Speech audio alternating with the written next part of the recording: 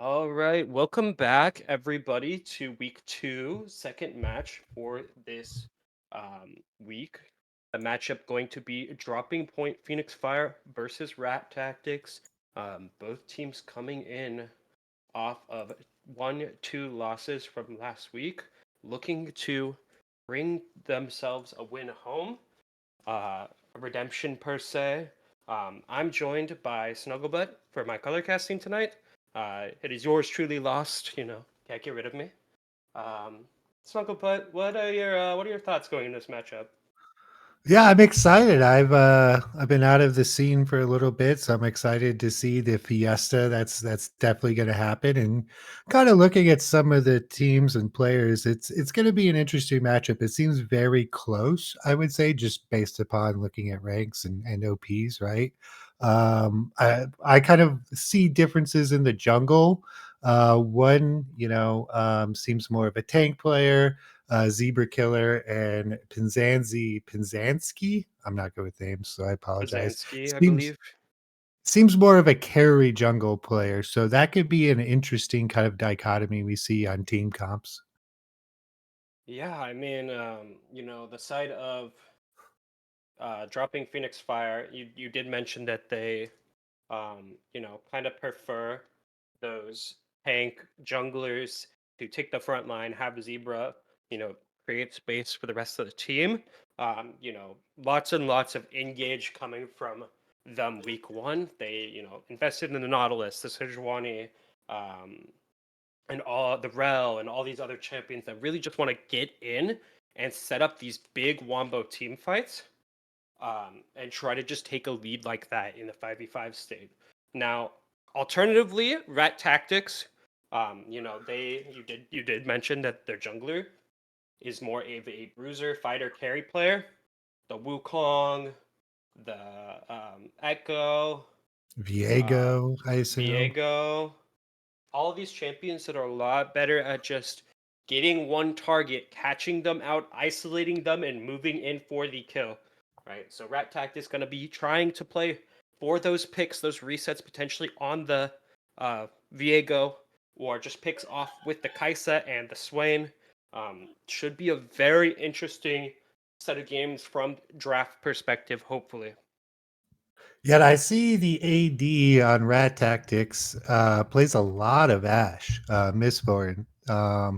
So curious to see a lot of Ash, a lot of Zaya, a lot of forgot the name, Ezreal. So a lot of a safe laner with a little bit of engage. So it seems like they do like to kind of like hard engage that one person and kind of win the fight through that, which is always a fun way to play, right? Yeah, and I mean, we could see something that we didn't even see from them last week. They could lean into more of a poke-centric comp, take the aggressive positioning on objectives early, get their wave shoved out, hold down Dragon or Baron Pit, and force Phoenix Fire off of these objectives just to secure them a little bit easier than Yeah, maybe and possible. kind of looking at just basic stats, right? This is one game, so we can't extrapolate too much, but it looks like Rack Tactics loves those void grubbies, loves those objectives, and DPP looks like to be more lane driven and more dragon focused. They have more towers taken, way more dragons taken, but way less grubs. It seems like they kind of give up grubbies. So interesting to see how they play that, if they change it up or if they kind of stay the same.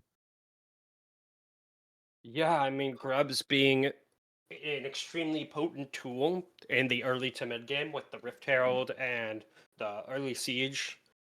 Especially if we see champions like Ashe come out or Aatrox or anybody that just has the early pressure in those side lanes that could take out those towers quickly and get some presence on the map. Yeah, I'm curious to see. I would assume Dragon Phoenix loves to send their support on these grub takes or the Rift Herald takes. So curious, or sorry, Rat Tactics. I'm curious if Dragon Phoenix decides to just forego that and try to get better laning pressure from that, because you can really accelerate your bot lane, I would say, in a 2v1 situation there. Yeah, I mean, I don't know about you, but I think this is going to be a very good matchup. I think we're going to get the full 3 games tonight. Both teams seem to be, very close in terms of skill. What do you think going into this set? Who do you have to favorite? I'm excited. I honestly I'm not sure who I would take. I'm leaning towards rack tactics just because I'm an objective guy, even as an AD main. I love taking objectives, and the more objectives you get, you're probably gonna win. So I'm a big fan of kind of moving to get grubs, moving to guy to get the dragon. I know there's some weird timings now, and I'm curious to see, maybe they'll just trade dragon for those voids. Maybe that's what they've been doing. So I'm really excited, but I'm leaning towards rack tactics just for that reason alone. Yeah, those early objectives being, very pivotal in gaining the tempo, getting the swings, especially when we're talking about potentially playing around team fights with them. Um, Early game pressure is the name of the game. Gold is going to be the way that they secure these later game objectives. Baron, Soul, Elder potentially if we make it that far. Um, Getting that early lead is going to mean making those fights a lot easier for yourself. Yeah, rack tactics, despite losing 2 games, did take 2 barons. So I'm assuming either the game they won went really long. I apologize, did not look at the last week's game, but two baron takes and potentially 2 losses is pretty good. Yeah, only time can tell. I think we're getting close to wanting to start draft here in a second. Any other predictions going into this draft? I'm excited to see this AD play. Like I said, I'm an AD main. Love seeing ADs play different AD styles. It seems like we've got kind of a more traditional AD main and someone who kind of likes a little bit APC, a little bit of AD. So curious to see how that plays out, because I know APC is kind of huge right now. And if you can kind of weather that storm, I think traditional ADs do shine in team fights a little bit more. If you can, stay alive is an important part. Yes, that is definitely going to be the case. Draft is starting for us right now. DPP Love gonna draft. take the advantage on the first pick. Gonna ban out the Echo for their B1 ban. Rat Tactics going to respond with the Aurelian Soul. DPP with the Urgot ban on the second ban slot. Caston gonna come out from Rat Tactics for that second ban slot for them as well. Velka is gonna be taken away. And Victor, in response, this is Interesting. a lot of mid lane hate coming Yeah. out from Rat Tactics here. What I like to see is quick bans too. That means these teams have actually prepared. They know what they want to do, and I expect to see kind of quick picks the first couple and then slowly. So I like to see that, especially in IBS. Sometimes, especially the first game, I think you should always know what you're betting pretty much immediately. Yeah, very standard bans for these teams. I believe their past games were very similar as well. Isa going to be locked in on B1 for dropping point Phoenix Fire. Wukong going to be the response from Rat Tactics here in that R1 slot. Going to attempt to lock down, potentially dive this Kaisa as well. Um, Solid response, potentially a flex for them as well. I'm not sure if their top laner plays it, but that is something we have to watch out for. Interesting. There has to be a Nibia bot, right? Anivia, their mid laner plays it. I know for a fact that their mid laner plays it. What a weird they pick AD first and the response is jungle mid. It's an interesting strategy.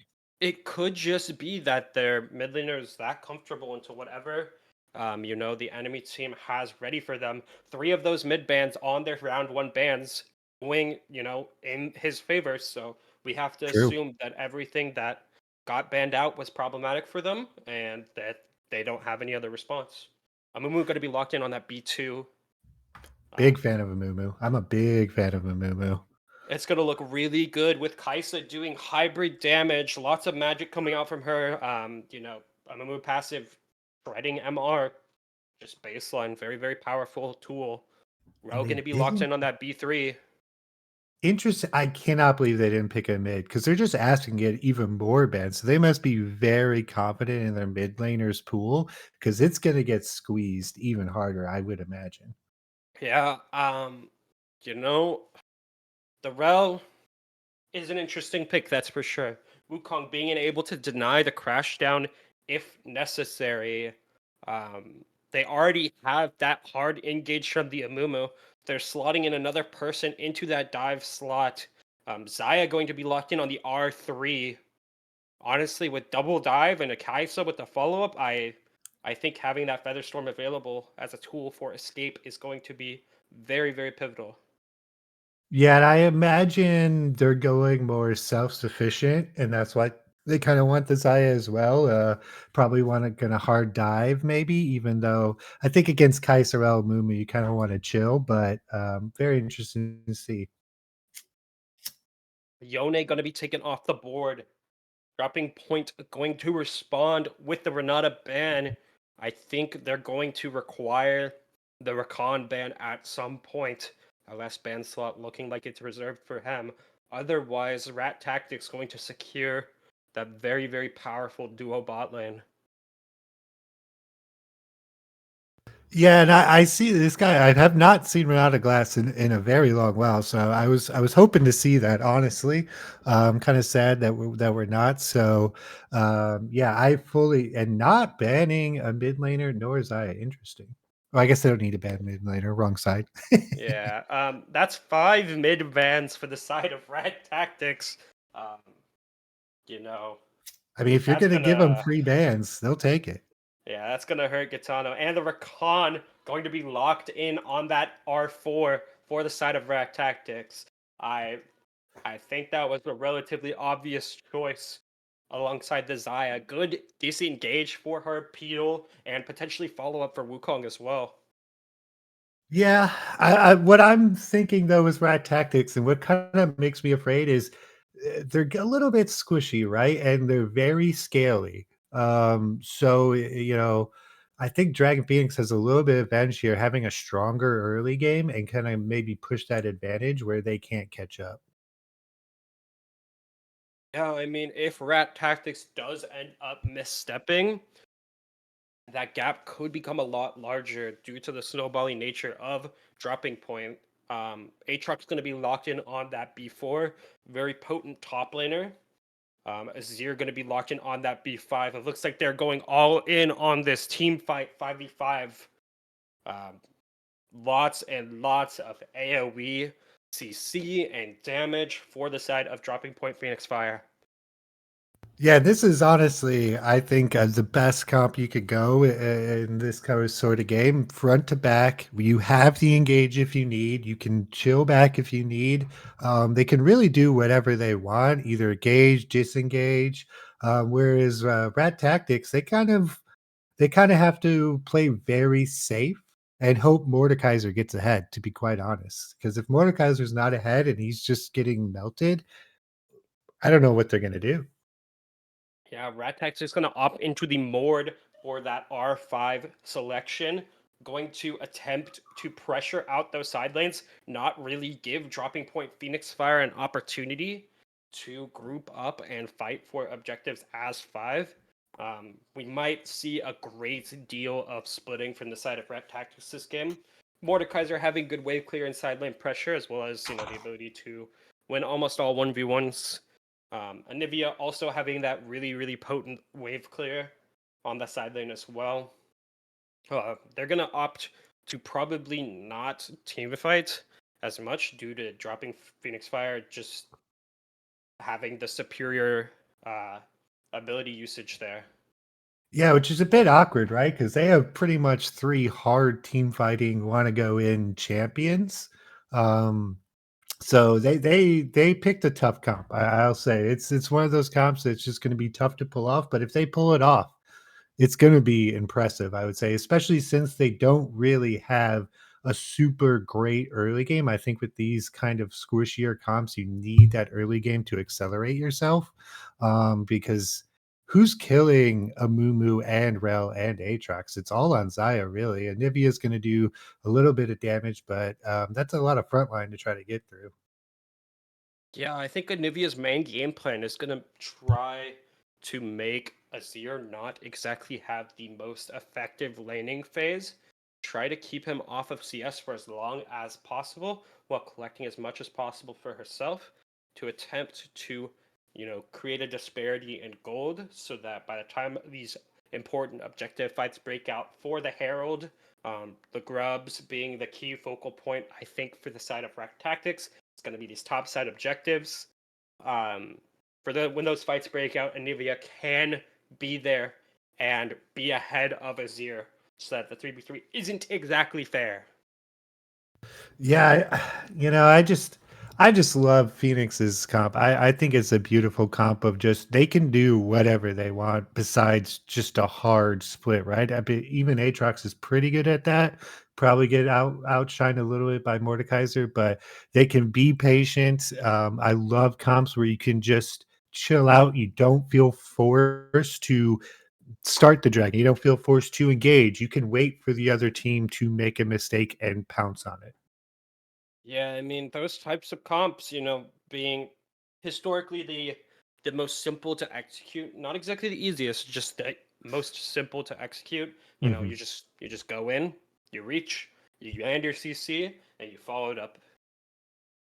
Yeah, and honestly, especially early in the season, I think those are the best comps to go for. You don't need a lot of. You can really tell Rel or a Mumu or Atrax. Hey, I'm looking to engage, and everyone knows that's our go button, right? And whereas Rat Tactics, they've got three go buttons, but no one, I don't think they have great follow up, right? So it'll be interesting. They have a lot of what I like to call secondary engage rather than primary engage, whereas Phoenix has a lot of primary engage with follow up.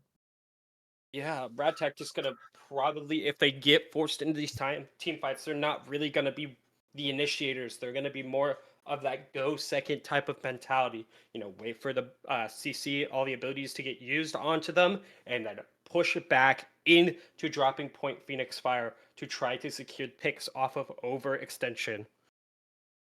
And one thing I do got to say is Phoenix. I'm just going to call you Phoenix because I'm amazed that you're still calling him all four names. That's crazy. So, guys, shorten your name for Caster's sake because he's going to be trying to say ability names and four words. Oh, good luck. Oh uh, God. but Okay. I'm excited. I'm excited for this game. It's going to be interesting. Like I said, I very much am on the side of Phoenix here. I don't know about you and your thoughts, or who do you think is going to win this first game? You know, I'm inclined to agree with you from a draft perspective. I'm gonna err on the side of caution and say dropping point Phoenix Fire having the easier comp to execute. You know, especially in these early season games with the engage just being so prevalent and in the meta right now, actually. Um, but I do have my hopes for Rat Tactics. I think it would be amazing if they could display dominance on a comp as difficult as the one they have drafted for this game. I think that would set them apart from the rest of the teams. Most people opting to not play this type of comp, this go second play style, you know, not having the initiative, just splitting the map. I would like to see Rat Tactics, you know, show what they're made of, show their mettle, and show that they deserve to be here. Yeah, and I think the first really 15 minutes of the game is really going to decide a lot. So curious to see how that's going to go because I think a Moo is going to be able to do a little bit more early for the team than Wukong. Wukong kind of wants to farm. Moo can kind of do whatever he wants. Right? I love Moo personally. I think he's great. I hope we see a good old R Flash this game because that's always fun to see on Moo and you know, I ca I just don't love the team comp for tactics. I can see where their thought process is. I feel like the Wukong pick or the Mordekaiser pick should be slightly different, and this comp could be really great. Yeah, I mean, time will certainly tell. We're going to go into intermission real quick while we catch up with the spectator delay. We will be right back as soon as we are able to catch up there.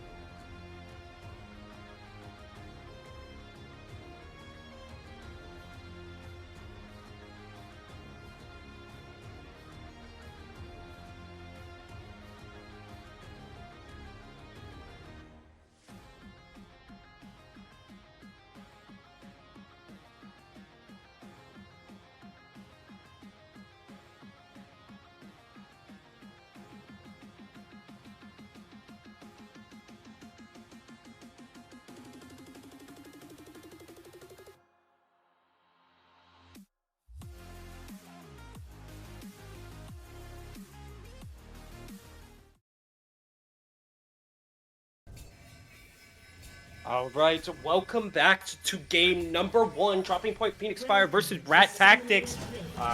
Gonna opt into the 5 point for both sides here. Should be a very, very interesting game for us tonight. And if you notice, red side, their jungler's slightly different. I prefer the jungler starting in mid because it's a lot harder to tell where he's going, right? Depending on when Wukong leaves, you're gonna know what side he starts, right? So always interesting to see mid versus jungle start in these 5 points because everything else is pretty much standard. They might be trying to catch out this Azir. Azir going for the deep ward onto Raptors. Wukong gonna aggress onto the Azir there, connecting the dash. Stun's also going to connect. Electrocute's going to be procced. Azir going to be low. Aatrox's going to be there for the save on Azir. Anivia not really going to mind it too much. Azir going to be forced to take his base early. Potentially Yeah, losing his TP unfortunate. early as well. I think they might have scouted that out because that's a classic mid lane ward. The Raptors, right as the jungler is supposed to go into their camp, so you get that free ward. So that might have been a scout from that they know they do like to do that. Yeah, I mean, wonderful, wonderful, an analytical decision by the side of Rat Tactics. Those are the plays that you like to see, especially in game one. Very deciding and decisive plays. Yep, and now it's time for wonderful League of Legends at level 1 through 3. Lots and lots of action, I'm sure. Oh yeah, Xayah going to be attempting to set these feathers. Get a little bit of damage down. And Mumu pathing towards this bot side, looking to attempt to be there to gank this bot lane. Fight breaks out on top side. Mordekaiser hits level 2 first. Mumu has the wrap. Rakan is going to see him walk up river here. Mumu spotted out, doesn't get his Raptors, going to opt into an invade potentially here. Rakan going to match that pressure. Anivia going to have the first move on this counter. Interesting invade here while just straight up being seen too. They're about to split the map, but not in a good way because Wukong's going for free. Oh, he didn't even get the camp. That's bad.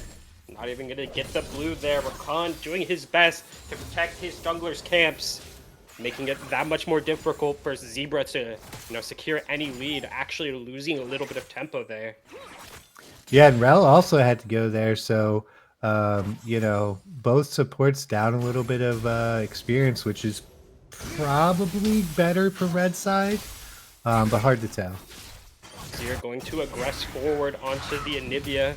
Wukong going to find a little bit of damage onto the Zir, not going to find a kill or anything, but definitely going to be satisfied with the development of the game state at the moment. Yeah, I was hoping for a little bit more aggression this early game, especially from red side, but blue side looked like to be playing pretty passive, pretty safe. Bot lane lost level 2. Oh, here's Wukong for a game. That's going to be a stun from Xayah Feathers. Rel looking to be a little bit caught out, a little bit low. Wukong going to dash onto the Kai'Sa to potentially force out a flash here. That's going to be a flash coming out from Xayah, but that is going to be first blood on to Mistborn in the bottom lane. 400 gold to the side of Rat Tactics there. And honestly, good on Wukong there. I would have expected the jungler just to, zip that free kill on Rel there and just go about his business. But very good job trying to get out the Kai'Sa flash. And honestly, good on Kai'Sa not to use either sums there. I'm surprised. That's some good summoner holding there. Mumu going to be looking on this top side. Going to attempt to find this bandage. Mordekaiser looking a little bit caught out. Bandage going to connect, and that's going to be a kill for Ace in the top lane. And this is something that I see a lot with laners is they've got to recognize he's got 2 waves pushing in. You don't want to lose that wave, right? But you're less than 25% health. Wukong was just bot. Mumu was not there. So you can kind of guess he's going to be top, and maybe you don't think he's going to dive that early, but if you're at 200 HP, they didn't even have to do anything for a free kill there. All it takes is one bandage and you're done. An interesting little CS leads we got going so far. Xayah up pretty big on Kai'Sa right now.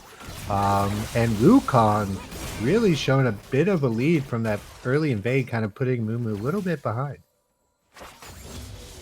Yeah, Rakan going to be looking to take a little bit of aggression there. Going to end up being traded out by the Kai'Sa and the Rel. And Mumu posturing on this bot side, potentially looking for a gank here. No vision in the river for the side of Rat Tactics. Rakan going to engage on the Kai'Sa, tries to find something, crash down onto the Xayah from the Rel. Xayah having no flash available. Rakan just trying to save his ADC, not going to really be able to save him. Kai'Sa is going to burn that flash, and that is going to be 1 kill and a double kill for the side of DroppingPointPhoenixPhyre there. Yeah, very nice play. Now, here's what I expect to happen. They take this dragon. If Wukong is not screaming, I don't know why he's not screaming towards Grubs right now. I'll be honest. It looks like he's probably just going to be content with giving up. Oh, they're not taking drag. What am I talking about? Um, Never mind. You know, that is a strange development. Wukong going to be opting to CS and farm and potentially hit this level 6 before these grubs, trying to outpace this Amumu in terms of XP and take that ultimate advantage lead. That's where I'm going to come out from Mordekaiser. Aatrox's going to pop the World Ender in the top lane. A brawl going to ensue in the Death Realm. World Ender still ticking away. Death Realm ends up closing. Aatrox going to survive this engagement, but no ultimates available from either top laner.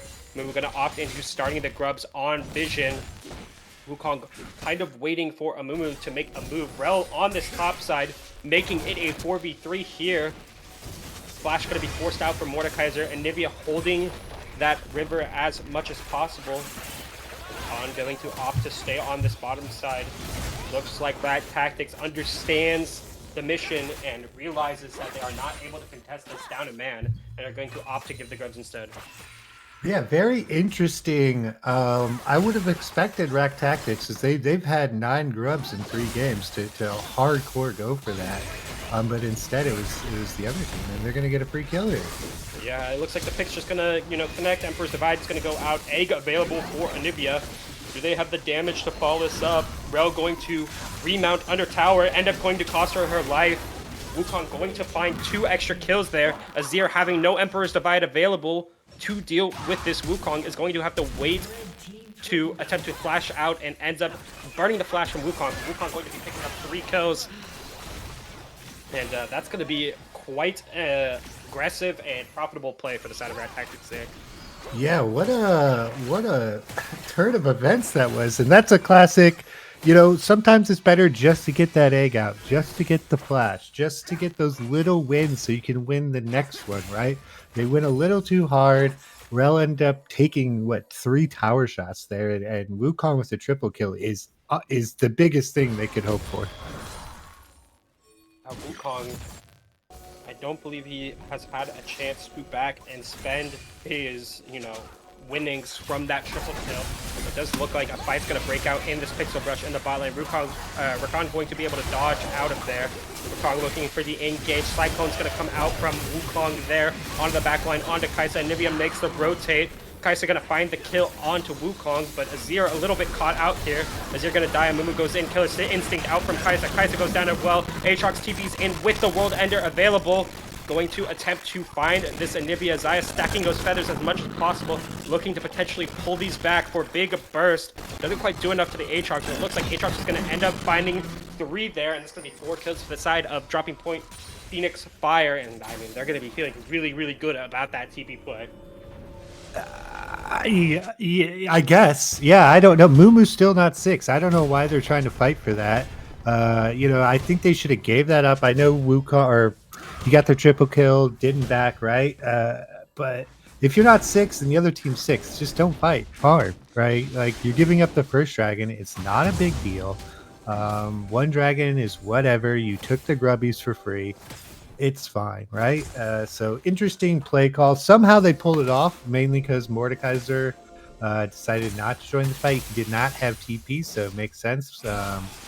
Interesting to see how that plays out long term, though, because Dragon's still up. They're going to be another fight here. Yeah, Wukong, having taken his back now, has access to the extra Heartbound Axe. It's going to be, a large amount of damage available for him. Rel opting to clear this vision, paved the way for the Amumu here. Rel looking a little bit caught out in the backline there. Rakan knockup connects, crash down, doesn't quite find its mark on Xayah. 1 bandage down from Amumu. They're just going to attempt to peel out. Quickness comes out from Rakan, finds the Rel, finds the Amumu, finds the knockup as well. Curse the Sadman goes down. It's not going to be quite enough, and that's going to be a double kill for the side of Rat Tactics. I'm not sure what Rel was doing there, I'll be honest. They have to know red side is going to want to fight for that. Wukong is going to be on that bot side if Mumu is. Like, it's just a fact. So they either needed to just fight that or leave, and it looks like they kind of tried to leave and it kind of failed. So, unfortunate. But I think red or blue side's just pushing a little too hard. A little bit of a aggressive, tower dive, tanking shots from both bot laners there. almost results in kills for Kaisa, but they barely make it out alive. And another interesting thing, I know Aatrox just got, quite a few kills, but he's now up CS somehow with that TP play. I don't know how that's plausible because Mordekaiser was in that lane for pushing forever, it felt like, so he should be up CS or at least even at this point. That is a good question. Possibly has to do with the Profane Hydra on the Aatrox. Getting that extra, AoE wave clear. But I don't think that would result in, this much of a CSC. Death Drum's going to come out from Mordekaiser, going to force Aatrox into a 1v1 here. A little bit of a questionable play. World Ender's going to come out of the turret. Aatrox going to find his mark and, claim that kill onto Mordekaiser. This is an IBS game if I've ever seen it, like holy cow, we're making some interesting decisions, I'll say. And Aatrox should be fine here, I assume. Maybe not. Cyclone gonna come out. Mumu there for the counter engage, but I mean it's not enough. And he didn't have no, he did have ult. He should have ulted there, I think. Curse of the Sad Mummy potentially securing that pawn as well. Maybe even saving his Aatrox. That's purely speculation though. I mean, even if he doesn't save Aatrox, someone's taking at least 2 tower shots there. And Mumu, with what he has, although it doesn't... I think he's going Sunfire. It's kind of a weird itemization because he's got a little bit of Leandries, a little bit of Sunfire, so I'm not sure what he's doing here. I think he opted into the Faded Ashes for that extra burn on the camps. Okay. And then is it going into Sunfire off of that Balmy Cinder, or potentially vice versa, going to go into the Leandries and then the Sunfire, but Sunfire would make more sense.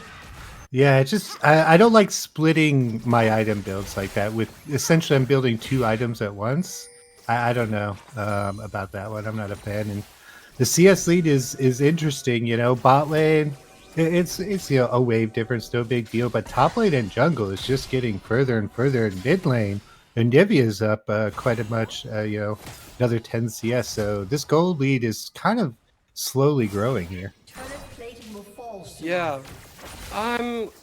This game is getting a little bit messy, that's for sure. It's playing right into Red Side's hand, honestly. This is almost the best start they could hope for, right? Like Aatrox getting those kills is not great, but outside of that, they're doing what they need to do. I'm gonna see a lot of this engaged Chanel coming out. Anivia having a considerable amount of gold in the mid lane, being up the 12 CS and having 3 kills. Fight's gonna break out bot lane, crash down flash, Magnet Storm, Curse of Sad Mummy's going out. Xayah is going to be caught without time to use her Feather Storm. Quickness gonna come out from Rakan. He barely makes it out alive. TP coming out from the Anivia in the bot line. Wukong looking to potentially get this Cyclone online before things get dicey. Knockup's gonna come out from Rakan. Rakan goes down. Cyclone finds 3. Emperor's Divide connects to the Wukong after the TP. Second cast of that Cyclone going to connect, but it is not enough. And Nivea is going to end up falling here as well, and that is going to be 4 kills for the side of DroppingPointPhoenixPhyre.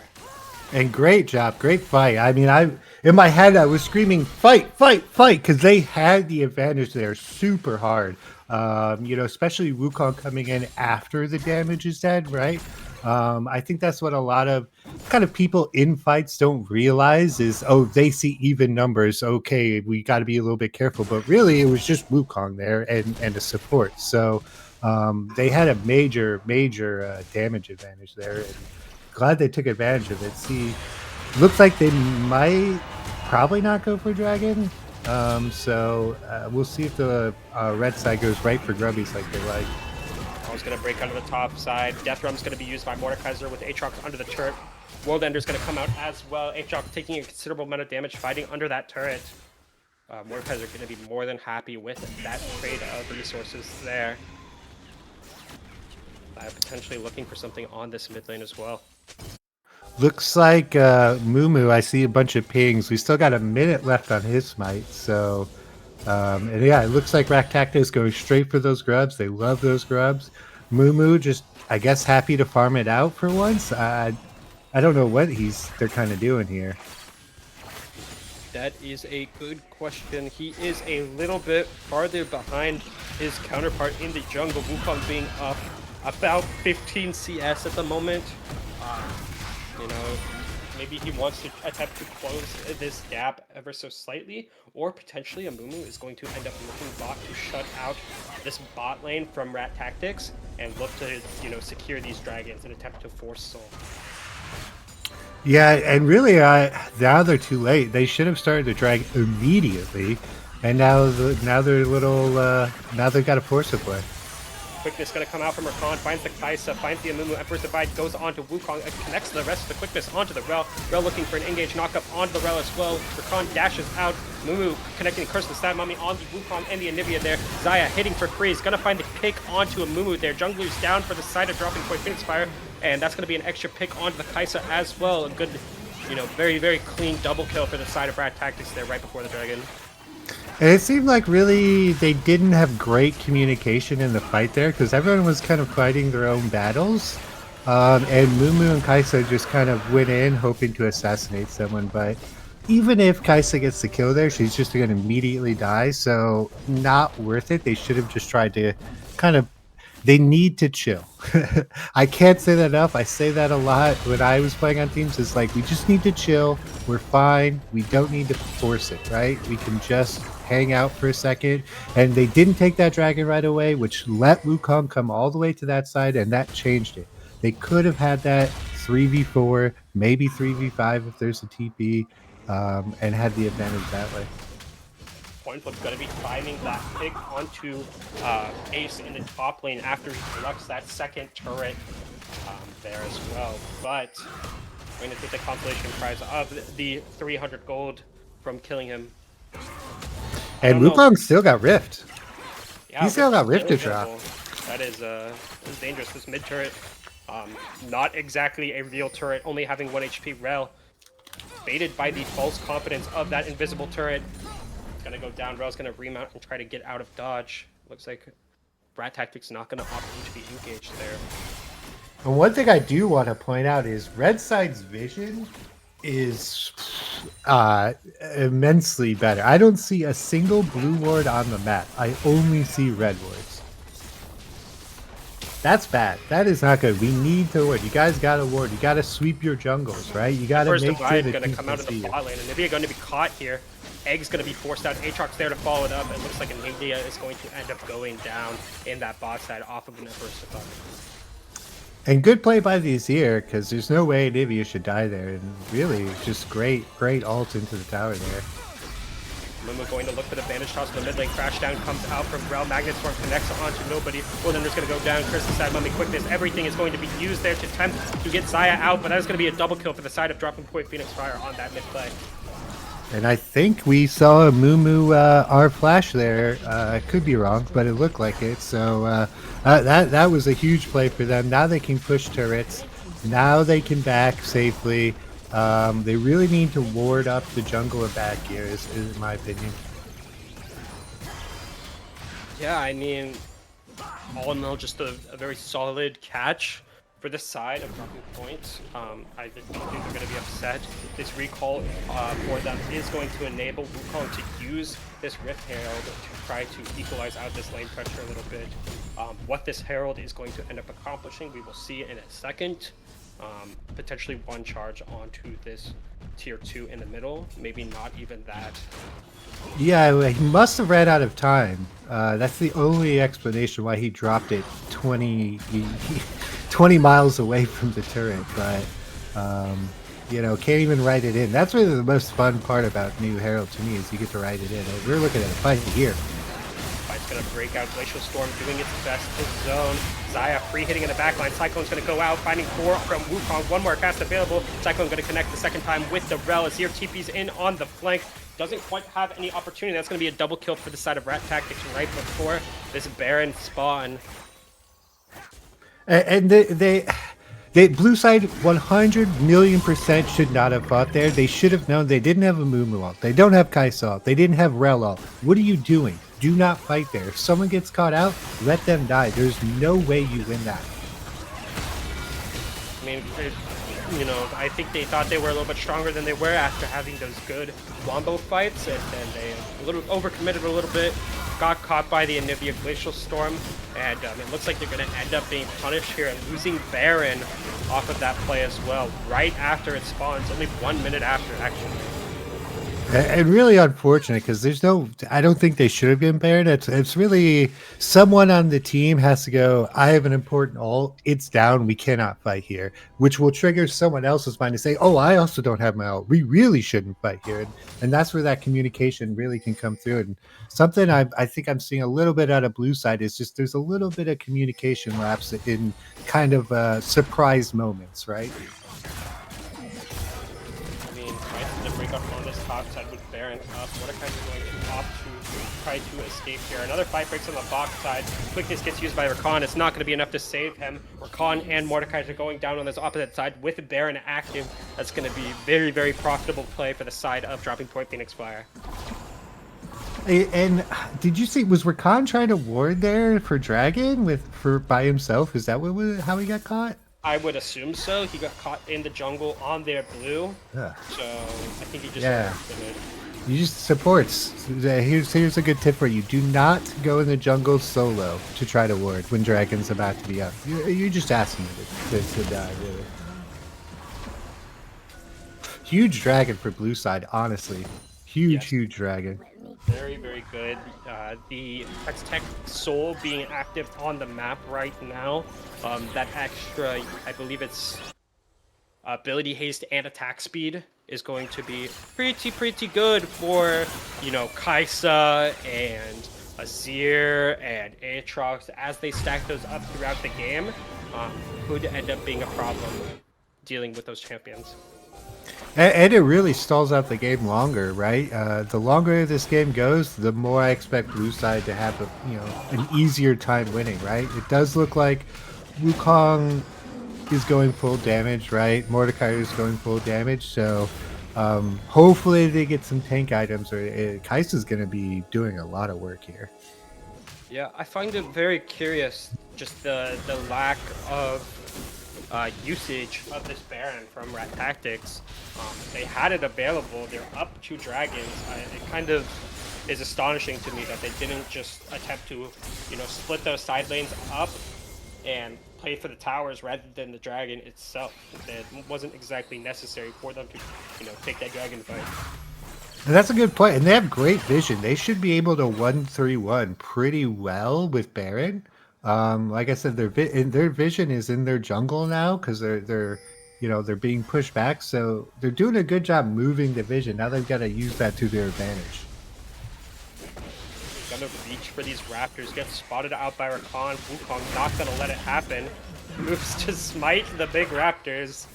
That's some jungle things right there. That's some jungle stuff right there. I mean, no objectives available. He doesn't exactly need the smite for much more. Just gonna, you know, take his raptors, take his shield, and walk away. I love it. Junglers get so disturbed when they get invaded. They just can't handle it, you know. And it's just great to see. I love the anger smites. Dropping points, gonna be, you know, reaching to claim as much of Rat Tactics' gold as possible, taking all these camps away from them. Just kind of buying their time, making it to the late game that you had talked about. Stalling it out as much as possible to get these Kaisa items online and make her as much of a threat. It looks like she's going hybrid, so. And the gold completely even at this point, which is interesting to me. I mean, that's obviously, turret difference, but wow, because the CS on most of the laners except for top lane is very in favor of Brack Tactics right now. Wukong is to the moon right now. Xayah is blowing past her mid game, right? So she's about to come online very soon. So that's really good because they need that. They cannot keep this game going longer. Yeah, Red Tag is going to claim that tier 1 in the top side finally about 25 minutes into the game. Wukong going to claim the Gromp away from Amumu after spotting him in the bot side of the map. A little bit of a gold swing for them. Getting a little bit more items available on the Anivia and the Wukong. Wukong finishing his 3rd item right there. It seems like both teams are pretty happy just doing nothing until an objective's up, which is, not the worst, but I think if I was red side, I would have tried to catch someone out with Wukong, with Rakan, with Xayah, maybe a Mordekaiser TP behind. Just try something, because if they're forcing these 5v5 fights, it's a lot tougher than if you can get a pick. Yeah, both teams gonna move to take away vision control of this Baron. Amumu walking into a trap here, gets knocked up, gets stunned by Anivia. Zaya moving in, flash gets burned from Amumu. Curse Samami connects with 3. Glacial Storm's gonna go down from Anivia. That's gonna be Amumu picked right before both objectives again. Both coming up within 50 seconds. 35 for Baron. That's exactly what they needed to do. Now they need to stop babying around and just hard shove mid with everyone, and dare Rat Tactics needs to just hard push and dare Phoenix to fight them.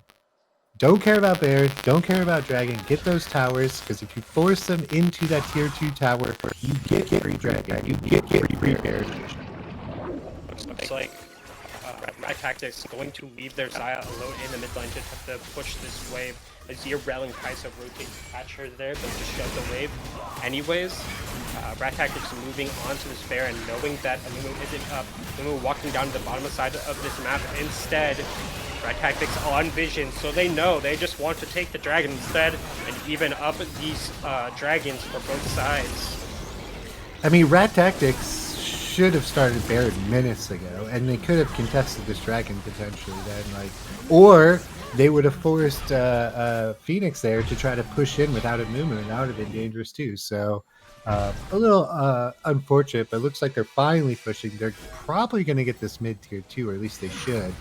Yeah, I wouldn't be surprised if they took this, potentially pushing that wave a little bit further. Dropping Point going to, secure all their recalls, and Rat Tactics is going to take that tier 2, get a little bit more income onto their side, and secure their recalls as well. Yeah, and I think Red Side should have just gone for Dragon. I don't think they can do much with Baron, right? They're going to get that tower, which they could have gotten probably anyways. And then they're just using Baron now to catch their sideways. So, I don't know. I think I would have pushed for a Dragon there. Especially forcing Dropping Point onto this, Soul Point as well. Making them fight for every dragon that spawns in, forcing them to move to that bottom side of the map. When a potentially game-ending Baron spawns in, could have been a great way for Rat Tactics to, close out this game. Yeah, and if they take that dragon, now the next dragon's up, they can do whatever they want. They can just fight, or they can just push, right? They don't have to look for that dragon, since they're up 3-1, right? So I think that's a good point, that it's just they should have gone for that dragon and had a lot easier time ending the game, because they've got to do that soon unless Zaya just kind of pops. Yeah, Nivea going to look to catch the route in the top side jungle off the ward there. Doesn't really get much off of it though. Rel just crashed down over the wall. Rakan and Zaya moving into this bottom jungle provision, going to get it and escape. Yep, check your watches. I'm gonna guess it's about 3 minutes till another fight, unless someone gets caught out. I'm just gonna call it now. CS numbers picking up in every lane. Items being purchased. Yeah, Just the name of the game. Yeah, it seems weird. It seems like Red Side's doing a lot better evening out that CS between all their carries than Blue Side is right now. At the moment, most of Rat Tactics sitting on 3 items aside from the Mordekaiser and the Rakan, but the argument can be made that support item could be a full item in consideration. I wonder what Red's thinking here. Like, because they're kind of just pushing mid, then kind of backing, and they're really afraid to try to 1v1. And I think they need to figure out where they can kind of. I can see them thinking they want to pick off Aatrox here. They're not going to be able to. This is a good idea. Let's get vision on their side. Here we go. They could. I would engage this. Fight potentially going to break out in the top side of Wukong, looking for something, anything to happen. Zaya Rakan looking at his mid. They're going to just opt to dash out there, make sure he's not caught by himself. Mord and Anivia committing to this 1-3-1, just shoving waves down onto PhoenixPhyre. Secure their CS, deny as much gold and XP as possible. That's just kind of what their goal or game plan is here. And something I haven't thought about till just now. If Wukong and Mordekaiser get a bit tanky, blue side will have a tough time kind of killing them. They don't really have a tank killer, right? As I guess Azir is going to be their tank killer because Kai'Sa's not going to have a last whisper. Especially So that'll not be interesting. stacking as much MR. Flash. Curse of Stab Mummy's going to come out. Magnet Storm crash down. Also going to connect. Quick this going to come out from Rakan. Fight's going to break out in this bottom side jungle. Rel's going to be stunned in the backline. Killer Instincts onto the Nivea. Nivea having egg available. That's going to be Featherstorm to secure the kill onto Mumu and Rel. That's going to be double kill for the side of Rad Tactics. Cyclone going to come out on the Aatrox, force him out a little bit. Rad Tactics looking to reach potentially for more kills, but PhoenixPhyre not having enough gas in the tank, losing 2 of their members. Yeah, and if I like the idea. They wanted the picks, right? But you have to do that towards the blue. You can't do it that close to their base because you saw how quickly the rest of the team got there, opposed to blue side, who's still waiting for the Aatrox at the end. Potential fight breaking out in this bot lane. Egg's going to be popped. World Ender's going to go down. World Ender resets for Aatrox. Wukong just trying to escape, Aatrox's wrath. Knockup's going to connect on Aatrox. Aatrox under tower gets exhausted. Xayah having free autos. Aatrox going to be full healed at the end of that. Mordekaiser looking on the flank. Rakan going to pop the quickness. Connects with 1. They find the pick onto Azir and Kai'Sa. World Ender is gone. And that's going to be 3 kills for the side of Rat Tactics. Yeah, and blue side's just they got no chill. I don't know how to say it. They got the kill, they got the pick. Perfect. Lead. Go to dragon. Take that dragon. Nope. We gotta kill the Wukong. Oh, now we do have tower and we're dead. Death Realm's gonna go down onto a Mumu there, catching him out. Bandage toss back onto the Mordekaiser. He is isolating himself in this situation. The Death Realm gonna be, good for its namesake, securing the pick. Yeah, it's not going well for blue side. They're kind of, I would say, throwing a bit, trying to push. It feels like blue side think they're very far behind and they need to make some hero plays to get back in the game, and I don't think that's the case. I mean, now it might be. They might be. Yes. They actualize that stuff for them. It's interesting. Yeah, Xayah's on 4 items. She's about to just shred this front line. Yeah, dropping point, wasn't in dire straits, but now very much so is. Going to have to, make desperation plays here. Rat Tactics moving to secure their, what is this, 3rd Baron of the game? Yeah, I think so. Yeah, we'll see if they can do something this time. They really, I would highly suggest 1-3-1 and maybe not Rakan pushing top by himself while the rest of the team goes mid. I don't know. I'm no scientist. Well, you don't like your supports split pushing? It's something I do not love, I'll say. It's that and taking my CS that I really enjoy supports who do those 2 things. But how else is Rakan supposed to build his Infinity Edge? True, you're right. He is carry. He is life. We got blue side kind of. What is red side even here for?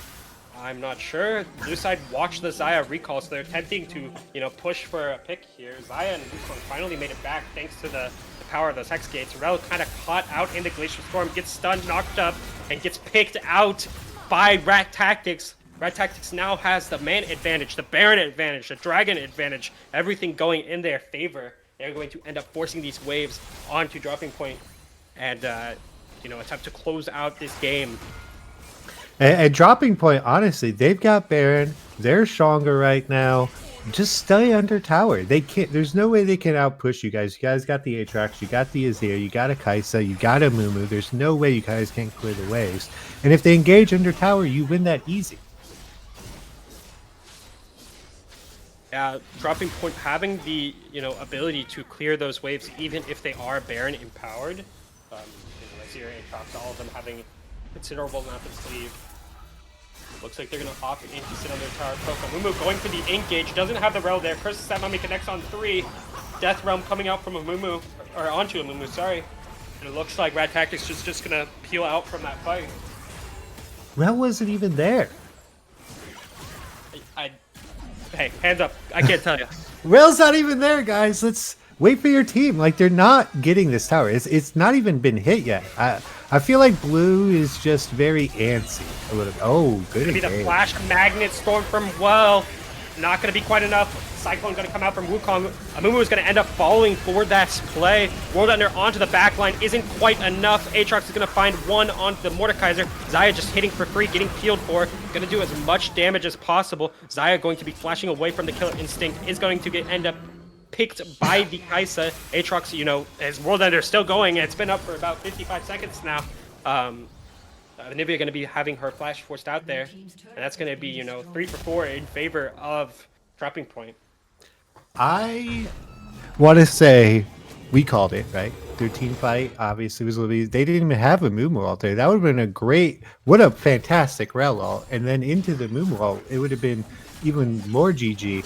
The one thing I thought was interesting about that fight is I saw Nivea pretty much not being the entire fight till the end, where she tried to go behind the backline, behind the Azir and the Kaisa, and Kaisa just ignored him.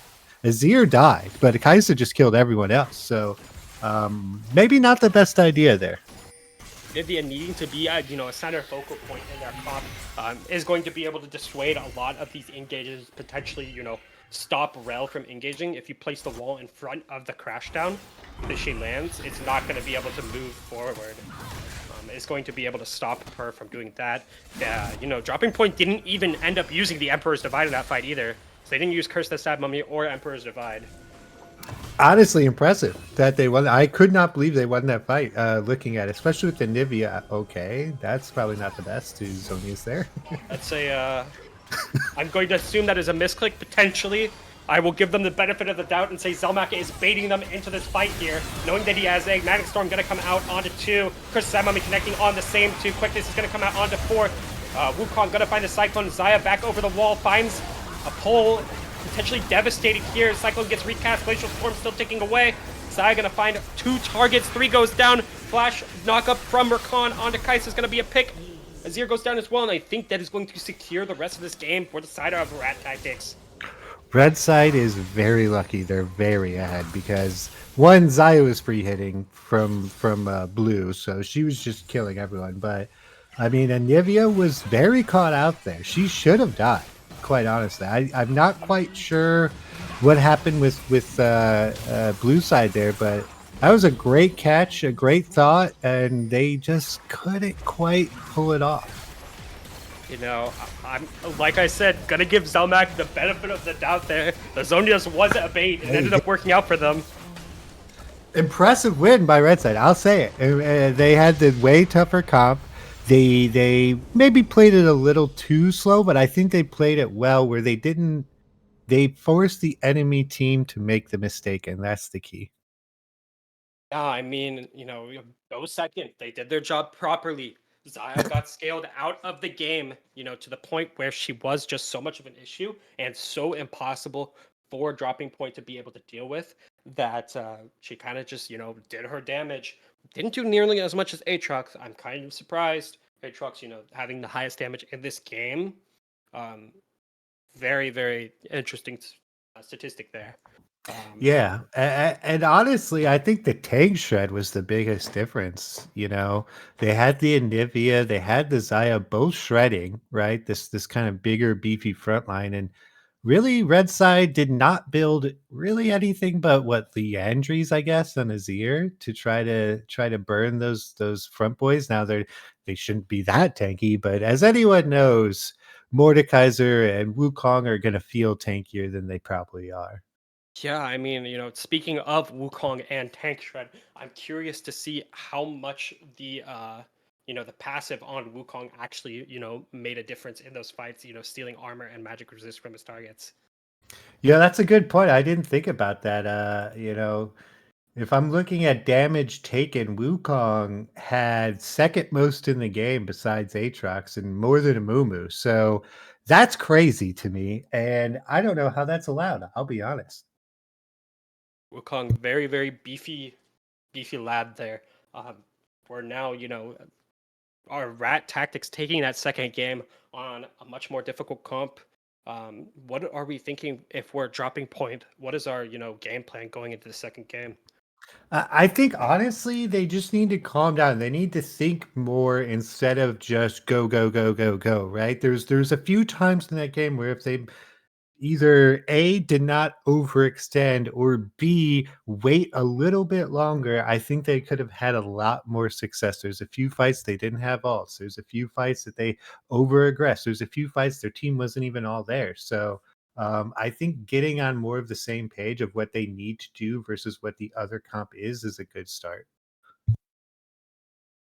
Yeah, yeah. I mean, it's going to be tough for dropping point. I mean, I'd imagine that game, not gonna be good on the morale from their side. But dropping point must persevere if they want to, take the win from today. Rat Tactics, looking very, very good on a hard comp. We are going to be going into intermission while we wait for the second game to be set up, and draft should be relatively short. We are almost ready, but we are still going to move over to intermission, and we will be back with draft for game two.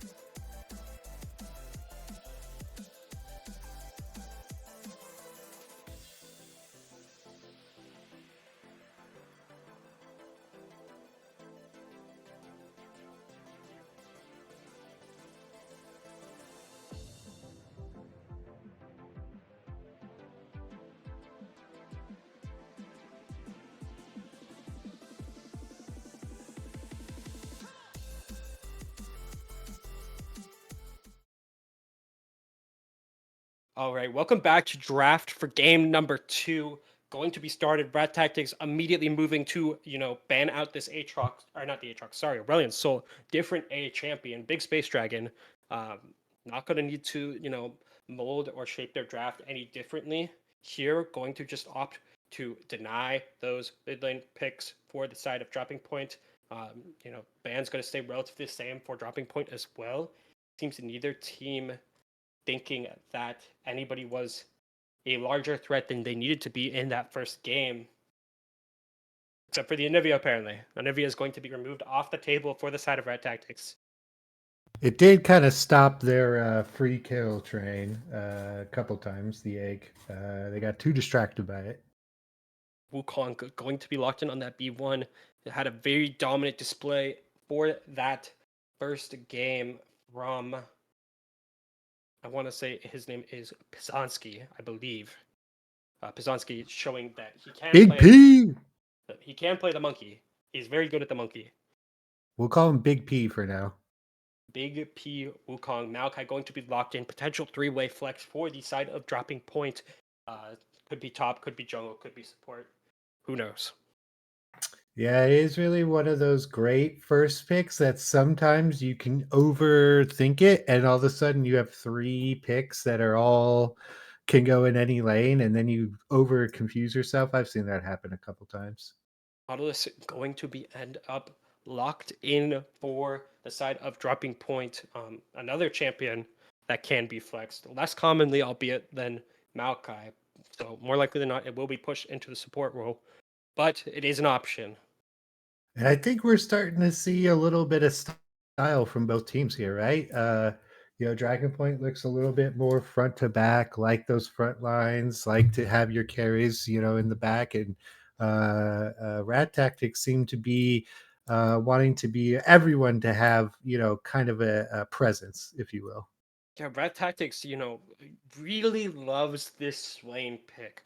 I think they picked it something like this is like the third game across 2 weeks that they picked it.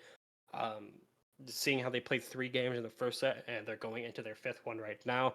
That's 60% of their games Swain has had a presence in terms of being picked. I'm not sure, 100% sure about being banned. I think he got banned one of the games. So that's an 80% presence across all their games.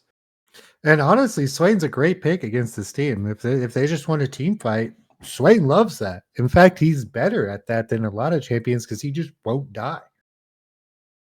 Yeah, Swain very, very tanky going into the mid lane because Zaya being locked in for the ADC.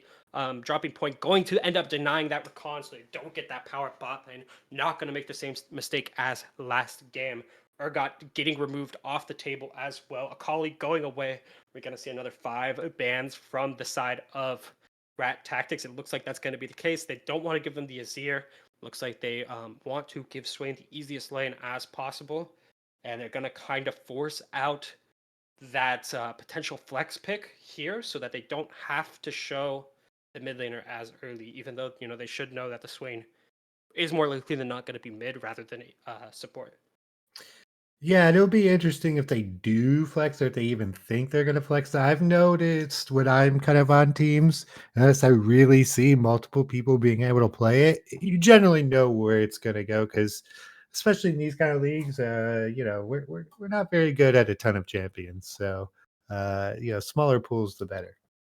Got to keep things very clean and concise, but they are going to end up opting to hold that flex on that Maokai and lock in the Veigar for the middle lane. I'm not much of a mid laner, but I think this probably isn't an amazing matchup for Veigar, right? It doesn't seem good. I just play AD, man. I don't know the rest of the game. I just pew pew. Hey man, both But of these champions are bot laners right now, so that's true. I should know actually. Shoot. No, but I would say Swain, if he gets pulls, is probably gonna win those fights. Vagar can put up a cage, but he's still gonna get hit with a ton of abilities. So unless he's really good with those preemptive cages and hitting that line as he's crossing it, I think it's kind of in Swain's favor here. L and Yone going to be locked in for the side of Rack Tactics. It looks like they're going to be opting into a comp that has a little bit of that larger reach. They're going to avoid peeling the Zaya and reaching for the Veigar, the Caitlyn, and whoever this last pick is going to be set. A little bit of disengage for them, but they're really going to put the pressure on Dropping Point Phoenix Fire here and reach for their carries and attempt to assassinate them before they get a chance to reach for the Zaya or the Swain. Yeah, and Dragon Point, I don't love their comp, right? It feels a little bit low on damage unless set goes crazy, which is very plausible. Caitlyn really has to win early, which neither bot lane seemed like they wanted to super fight early. So um, I'm kind of leaning towards Rat Tactics a little bit here. I like their team comp. It's pretty well rounded. It's got a little bit of everything. It's that all in, and Dragon Point also just really wants to front to back. And it doesn't seem like they have the patience for a pure front to back, I should say. Yeah, dropping point. Asking the Caitlyn here. She did just get a nerf in the last patch, or is it a buff? No, it was a buff in the last patch. She got a buff in the last patch. Some of her items also getting a little bit of a power bump in this patch. 1420 um, collector. Getting that decrease of 400 gold. Um, I think she should probably opt into going the collector, which will feel worse against the Wukong and the Swain, who are generally tankier threats that you need a little bit of help breaking down their defenses. Yeah, and it's one of those where I like if I could see I think he plays Jinx, the Dragon Points AD does. I think Jinx would have made this comp a million times better. It would have been very skill heavy, right? Which is dangerous. But Caitlyn is not really the best front to back, right? Her damage kind of falls off, especially if you compare to Zaya, who's just gonna scale 10 times more than her. Yeah, I mean, they're gonna have to commit resources to peeling this Caitlyn. There's just so many dashes from the side of Rat Tactics. Caitlyn only having, the one option with net for self peel. She's going to need help staying alive and autoing and keeping up her damage output. So yeah, maybe a Jinx would have been better since they're already going to have to commit to peeling their ADC.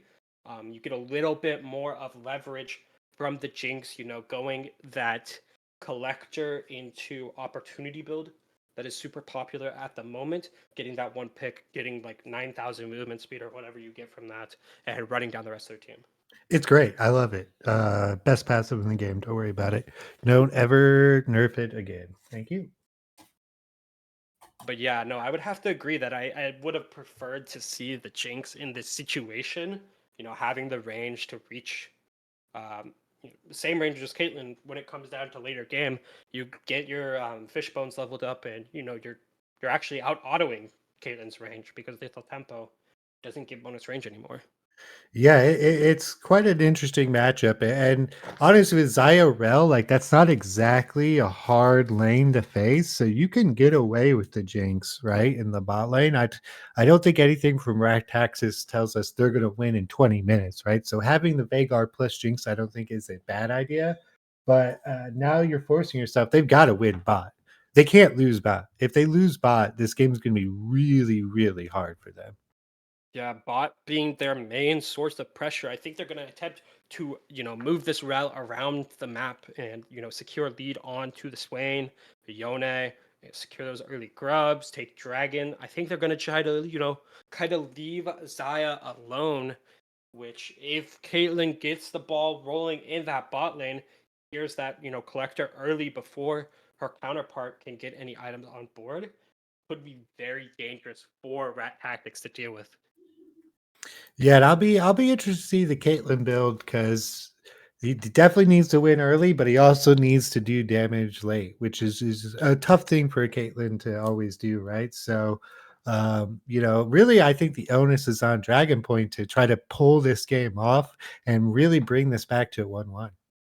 Yeah, dropping point on the back foot at the moment with, they're taking the, more difficult comp this game around, our Rat Tactics taking the harder comp last game and performing on it. So hopefully dropping point is able to reciprocate that energy and comes back in this game clear mental, focused, ready to play League of Legends and take game two home.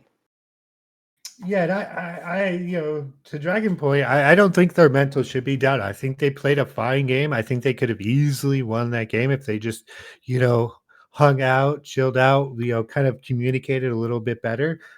So I think they should be feeling pretty good. I think they can easily chalk that up to that was a warm up game, right? We're just testing our limits. This is our game, right? For sure. They lock in this game, secure it, make us go to game three, potentially force Red Tactics into a little bit of a draft diff coming up on this game three. But obviously they have to get through game two. We are now in spectator delay. We are going to move over to intermission, and we will join you guys back when we are able to watch the game.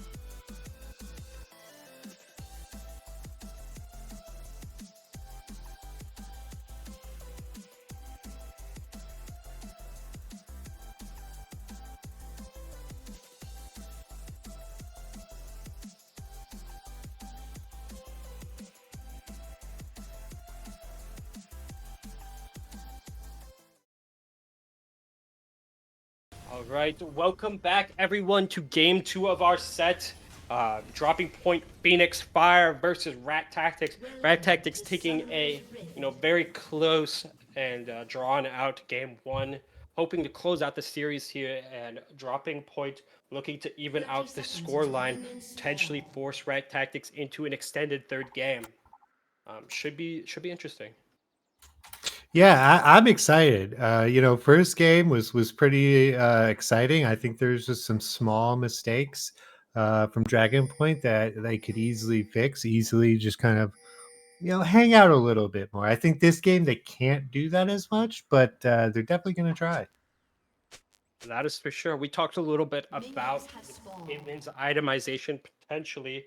It looks like she did opt into the fleet footwork for a little bit of sustain in lane. I think showing that means that not having lethal tempo here, she is not going to opt into that Kraken Slayer, probably for the best at the moment. Going to probably be looking into the Collector. Yeah, we'll see what happens mid game. If she gets all the plates like Caitlyn should, my general rule when I always play Caitlyn is before every back I have to have one plate. I can't back without a plate, right? Unless I have to, but that's my general rule, and I think that works really well. And if they don't kind of get these plates and kind of push forward the game with Caitlyn, it's going to be hard. But I Set do already winning. Yeah, I do want to point out that they did end up lane swapping the Swain and the Yone there. That's a good point. I didn't even think about that. Yeah, and Set, I don't know. I guess it's a better matchup. Apparently Set wins that, and I'm sure he definitely cannot win against Swain. Yeah, it feels like Set's almost better against Spain. Maybe Jones just needs better farming against the Veigar. Well, yeah, Yone, I think going to need to farm to scale being a crit champion. And then they opted to take the grasp, knowing that Swain was going to go topside into the set. I think they really just want to make this Swain as beefy as possible, using the grasp and the passive. Second will look to aggress there, finds the face breaker onto Swain, gets a little bit of damage down, and that's going to be a little bit rough for both sides on that top. This is why I don't play top. What? I am scared for my life here. I thought someone was gonna die like 3 times there. Like, my gosh, top laners are absolute psychos. Yeah, just a all-out brawl in this top lane. Set Oh! now going to be forced out to use that haymaker. Going to shield himself, making him look very, very vulnerable. If I am, the side of dropping point, I am scared for my life here at the moment. No eyes on Pazensky from the side of Rat Tactics. Wait, why are you holding the wave there, bro? You're like at no health. Don't hold the wave. That's crazy. Top laners, I don't know, man. Yeah, could not tell you. Zelmak Just going the back. to be taking the reset there. That's the back. Pazensky showing on that topside red buff. Pazensky taking the scuttle here. Yone making his fast rotate from mid lane. And honestly, Caitlyn is not poking enough. She should just get free poke on Rel and Zaya all day. I do not know why they're not lower health right now. But yeah, I mean, like, what is Rel gonna do? That crash down looks like the game pause for you guys as well. Oh, I thought I was just looked at the stream. Like, I guess my game's screwed right now.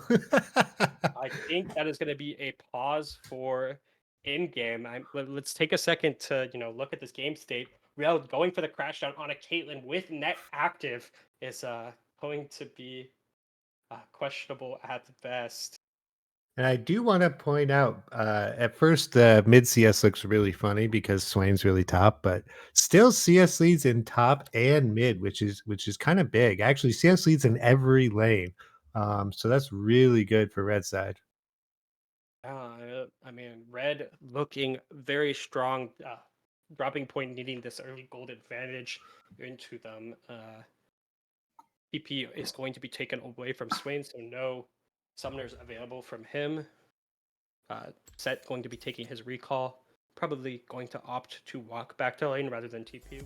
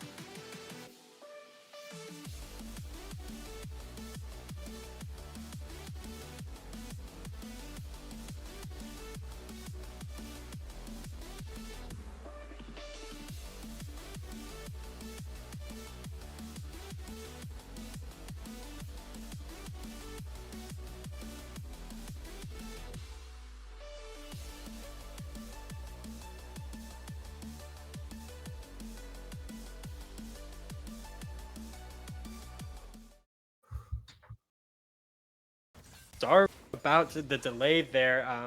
Streams froze, spectating links crashed, so we are back now for your viewing pleasure. Uh, Fights broken out while we were gone. Kills on the board, 2 kills per set. We're all going to be looking for the crash down in the bot side. Fight's going to break out. Ignite's going to go down onto the Nautilus there. Nautilus going to find the re-engage onto Xayah. Gets the feathers pulled back, but it does not matter. Rel is going to be rooted there. Ignite goes down onto her as well. Caitlyn going to be looking for as much damage as possible in that fight. Fight is going to keep being extended, but I think that Red Tactics is out here. It looks like they're going to opt to re-engage at the moment. Rel finding the stun onto the Nautilus. Nautilus going down. Xayah going to end up picking a double kill here. Potentially. Double kill for the side of Rat Tactics. I'm baffled that they lost twice now, apparently, because Caitlyn's died twice. That's crazy. There was no traps. I did not see very many traps, if any. And if you're playing Nautilus Caitlyn, as soon as Nautilus gets those hooks, you should get some fairly easy traps off there. So a little disappointed to see that. Looks like Caitlyn's falling behind, which is just scary. But Set doing his thing. Set, going to be able to scale in this top lane, finding 2 kills on to the Swain here. Going to look to find a third one potentially. Haymaker goes down, dodges the grasp from Swain there, and gets a little bit of damage onto the board. He's going to opt into finding a second play. Swain ultimate's going to go down, draining him from as much health as possible. Swain is just going to take some HP, and Set's just going to walk away. I assume he's backing. If he's not backing, a very confusing ult. I'll just say it. It looks like he is backing, so that makes a little bit. Well, is it? Okay. I don't. He's hanging out. He's just chilling. Maybe he's trying to fake that he TP'd back. I don't know. Maybe that's the play. But he wouldn't have lost HP. Oh, right. That would make more sense. Yeah, I don't know. That was a weird play, Zelmak. I won't lie. Showstopper's going to come out from Ace there. Zelmak going to be forced out here, going to end up burning that flash. Pazinski looking on this bot side to try to force kills down. We're going to see Coinflip also down here looking for a potential pick. Feather Pull is going to connect. That's going to be Magnet Storm down, depth charge onto Xayah. 4 people on the bot side. That is going to be Decoy following. And then, good moves and looks for the side of Rat Tactics there. No traps on Caitlyn there somehow. That was the freest trap game of her life. At least one trap, man. She could have probably got a kill back there, I would think, if she gets a trap. But yeah, good gank all around. Good play. Catching out bot side again, I guess. Yeah, and we missed a kill on the top side, I think. Oh. Something happened. Oh, he died. Did he not back? Oh, Malachi must have found him after the invade. Oh, that would make sense, yeah. Xayah going to be claiming 3 plates here. This Nautilus is rough. looking to deny it. But yeah, this game has kind of devolved into chaos as to be expected. And I don't think Set is going to be able to do his thing against Xayah. Xayah has so much self-peel, and there's a rel. Like, I don't think he can kind of do Set things and just kill the AD. Maybe they have to bank on this Vygar. Vygar, having Yone roam down to bot, they get quite a large deal of CS. Big P! Onto the Vygar there. Cyclone recast onto the Vygar as well. Vygar going to end up trading out with the Wukong there. Finds the 1-for-1. Coinflip going to be rotating into this fight. They've end up connecting with Zebra there, but that is going to be 2-for-1. I'm very impressed that, Gitano ended up finding that second kill. Another fight's breaking out on this mid lane. Nautilus going to be getting out of dodge. Ace and Zelmak fighting in the top lane here. Demonic Ascension goes out and is draining away. Kaylin going to be taking her free autos here. Hook's going to land on to the Rel. Rel going to be using Crashdown to get out of that fight as well. Extended trades going down. Xayah free farming in the bot lane. I'm not exactly sure that if you are dropping Point Phoenix, this is what you want to see. Yeah, and the bot lane roaming there, I mean, they obviously already roamed before the deaths, but like Caitlyn should have just turned right back around, in my opinion. because Another they fight. don't win this with Caitlyn and not Veigar. Yeah, another fight breaking out on this top side. Crash down. Magnet Storm's going to find its mark. TP's going to come out. Caitlyn free hitting. They're going to find the Rel for 1 kill. Clone's going to go down depth charge onto the Wukong. Wukong's also going to fall right before the Grubs there. I mean, they are going to like that to play, but Xayah is going to like that even more, taking all 5 plates in the bot lane and potentially, felling this tower. And Caitlyn's backing to go catch the wave bot, I guess. But I mean, her home has been razed to the ground. That tower falling at 12 minutes into the game before plates even go down. Xayah collecting all that gold for herself. This is really the worst case scenario for the Caitlyn bot, I would say. But the team overall sticking in there, the gold's about even. They just took some void grubs. They're probably not going to get the dragon, but overall, the game's not losable or unwinnable, I should say.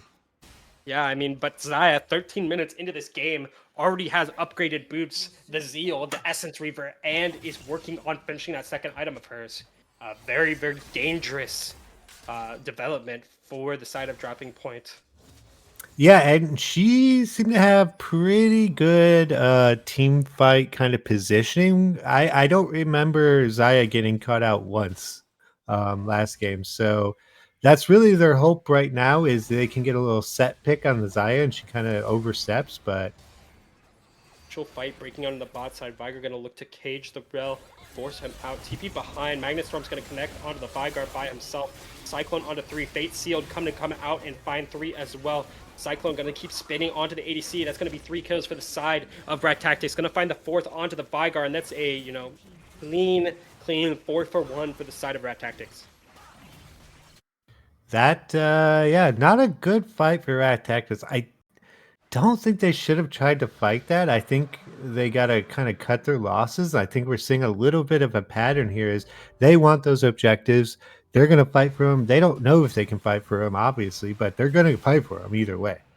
Yeah, Red Tactics actually taking that fight. Red Tactics being on the blue side for this game. Dropping Point, steadily losing their lead here. Flash going to come out from the set for the Haymaker for a kill that, I don't think would have even been possible. But he does burn the Demonic Ascension off of the Swain there. Red Tactics opting to rotate their bot line to the top side to secure this Herald early. And honestly, I don't. If I'm Red Side, no one should be around here. Okay, I like what Red Side's doing, and this is what teams need to do. You're not taking this objective. Don't even be around it. Like, not all these 3 people should not be around it. Just push those waves. Push the waves. You're not doing nothing, right? You're the only option there is you're gonna die and get caught out. Yeah, I mean, the looking down at this bot side, the name of the game, ignoring whoever goes bot. Veigar just getting the free farm down there as well. That's usually a top lane thing, I thought. I mean, they like to, challenge the mold of the League of Legends meta here in True. Merc. So True. That's why it's the best league, right? true. That is very, very, very truth based. No, I'm excited. I just don't. Red sides just they got a real tough hill to try to climb here. So we'll see what happens. Certainly not going to be a small one either. Looking more like a mountain at the moment. Yeah. Waiting for a second item on the board. Caitlyn going to opt out into the collector like we had originally thought. Yeah, Veigar is gonna scale. So really, what Red Side needs to do is they gotta chill. I say it once, I'll say it twice. If they can chill, if they can farm up, I know it's a Caitlyn, but they kind of lost that, so they just need to chill and farm. It's going to break out on the top side. Demonic Ascension going to come out from Swain. Set's going to end up using the Haymaker, chipping him down a little bit. Going to end up waiting out this Demonic Ascension. Ace going to opt to just leave the fight as fast as possible. I think I saw a little bit of a trade going out bot lane, but I didn't get to see the development of it. Yeah, I didn't see the bot lane, but I'm curious to see this. This Swain's looking like he's doing some work, although he doesn't have ult, so I think he just dies here. But yeah, no Demonic Ascension here. Okay. Showstopper available for Ace. Gonna end up picking up that kill on the side lane from the overextension. Caster curse, my bad. Swain's still very far behind. Yeah, 1 and 4 only having that Malignance available to him into the Heartsteel. Gotta feel very, very tough from his side of perspective. And something I'm crazy to see is Zaya is an entire item up on Caitlyn. That is very big right now. Yeah, 3 kills So and 5 plates and first tower will do that to you. like I don't see a full item up without having like 10 kills at this point. That's impressive. So they're really accelerating past Zaya's kind of weaker mid game here. And really the Kayla needs to do the same. She needs to get better farm. She needs to start sucking up farm. Vagar needs to start sucking up farm. Like they need to get to that point. Tactics gonna use Rel's body to drive this Herald into this mid T1. Potentially get a little bit more gold on the rest of their team. Zaya gonna complete the recall. They are content with just taking that one turret. Zaya waiting in base, gonna grab that pickaxe and get her a decent bit towards this Infinity Edge, I would assume is what she's building.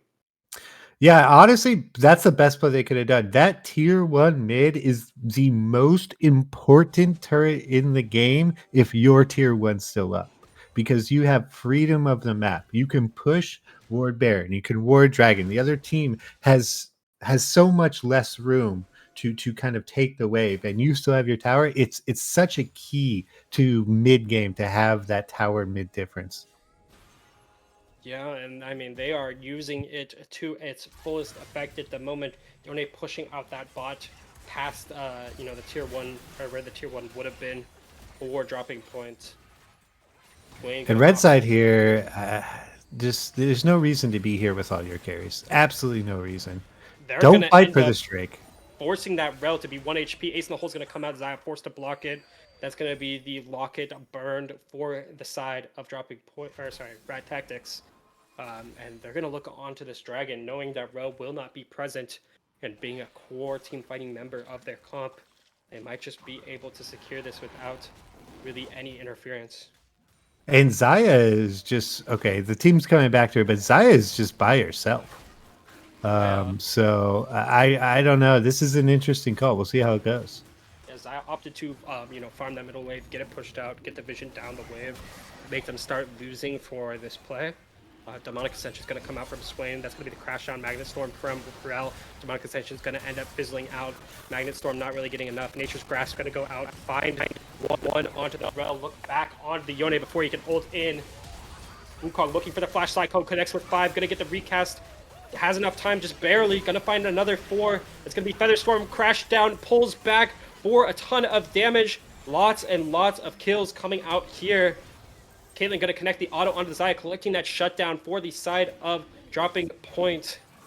Caitlin, don't auto the dragon. You crazy? She really wants to, get the collector gap on the dragon. They're going to Wow. find their 5th kill and end up acing Rat Tactics Wow. in that fight. I am baffled Red Side won that fight. I mean, Yone was trying to do some weird back things that didn't work at all. He should have just stuck with the team. I mean, they've got a clear front to back with a hard engage. I think they need to play around that a little bit better. But Zaya with a great 3-man pullback and somehow they lost. I'm surprised. I mean, miracles can happen. What can I say? Seth's just that top laner's fed, just that strong. AD is useless, confirmed. I mean, Collector, allowing Zaya to secure the kill, or sorry, other way around. Caitlyn secure the kill onto the Zaya, get that 700 gold shutdown into her pocket, close that gap ever so slightly. Looks like she's going to opt into, matching the Zaya's IE for her second item. Still one full item behind, though. Yeah, she is only about what I think it's like 400 gold for the total cost because she's got all the basic items for IE. So she should on the next back get this. One thing that's really worrying me about Red Team is Vagar and Caitlyn in the same lane. That is no bueno. You cannot have your two carries sharing farm ever unless you're trying to fight, but they're not going to do anything here. Yeah, this bot wave just going to go uncollected at the moment. Yone just pressuring it. I think Red Team is actually scared of potentially losing their Caitlyn in a fight. Ace going to opt to aggress onto Zelmak here, going to find the full Demonic Ascension goes out. Great max stack. Cyclone gonna go down. Looks like Ace is gonna end up being caught in this top lane. Gonna be a kill for the side of Rat Tactics. Hook goes out on to the rel there. TP comes out from the Yone. Vigar ends up stopping the TP. That's gonna be very, very good for the side of Dropping Point. I mean, we still Dropping Point still lost one in that fight, but they got 2 ultimates off of Rat Tactics there. Yeah, but the top laners, this is really with any side lane pushes, you got to understand where your other waves are. If your mid lane is pushing into the tower and it's still tier 1, you should not be past your top tier 1 without great vision. And they do not have great vision to protect set there. So a little bit of an overstep, kind of a big death, I would say, to be honest. So a little bit of a misstep, because if anything, maybe Set pulls them all, but he didn't even pull them all. He just pulled the jungler, so they can't even do anything around the map off of it. Yeah, I mean, I guess it just really comes down to how much they value that TP on the Yone. Yeah, it's good for them for stopping it, but I haven't seen major like TP plays. I guess Red Side has both their TPs, but there's nothing really up for 2 minutes, and I don't think. Oh, we got to fight. Ace gonna opt into the aggression Nope. onto Zelmak there. Gonna force out the Demonic Ascension for almost nothing. Set passive putting in work. Demonic Ascension on almost a negligible cooldown due to that Malignance in his inventory.